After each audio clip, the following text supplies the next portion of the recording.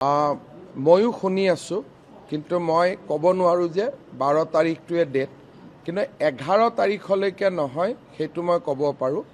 নতুন মন্ত্ৰীসভাৰ শপত গ্ৰহণ 11 মে'ৰ পিছত হ'ব।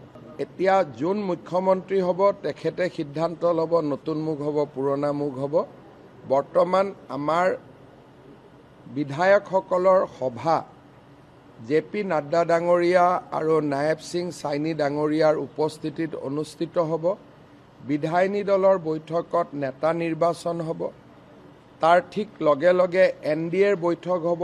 NDAৰ বৈঠকত নেতাগৰাকীৰ বিজেপিৰ নেতাগৰাকীক সমৰ্থন জনোৱাৰ প্ৰস্তাৱ হ'ব।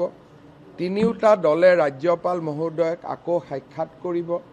ৰাজ্যপাল মহোদয়ে মন্ত্ৰীসভা গঠনৰ বাবে নিৰ্বাচিত নেতাজনক আমন্ত্ৰণ জনাব আৰু তাৰ পিছত মন্ত্ৰীসভা গঠন হ'ব।